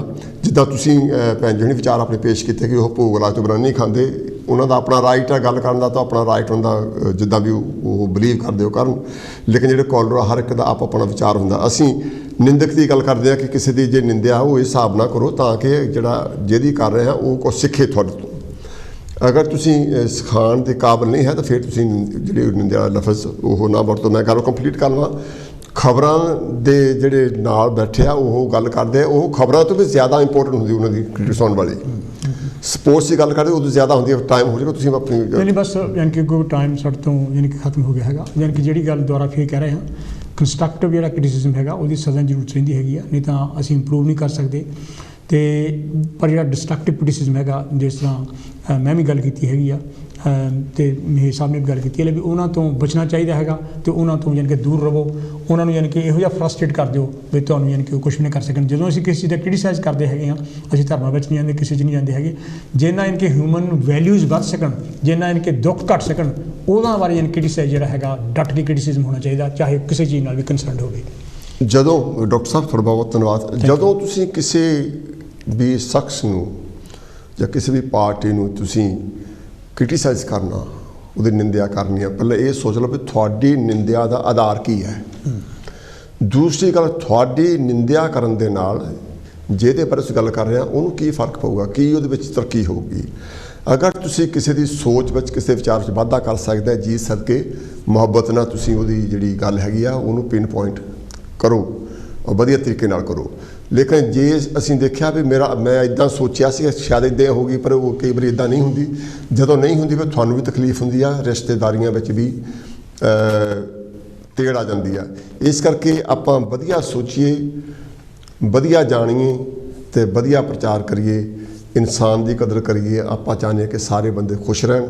ਕਾਂਸਟੀਟਿਊਟ ਦਾ ਖਾਸ ਤੌਰ 'ਤੇ ਮੈਸੇਜ ਹੁੰਦਾ ਕਿ ਅਸੀਂ ਸਾਰਿਆਂ ਸਮਾਜਾਂ ਨੂੰ ਨਾਲ ਲੈ ਕੇ ਚੱਲਦੇ ਹਾਂ ਔਰ ਕੋਸ਼ਿਸ਼ ਕਰਦੇ ਹਾਂ ਕਿਸੇ ਦੀ ਅਸੀਂ ਗੱਲ, ਕਿਸੇ ਦੀ ਰੂਹ ਨੂੰ, ਕਿਸੇ ਦੇ ਦਿਲ ਨੂੰ ਤਕਲੀਫ ਨਾ ਪਹੁੰਚੇ। ਅਸੀਂ ਮਿਲੇ ਅਗਲੇ ਹਫ਼ਤੇ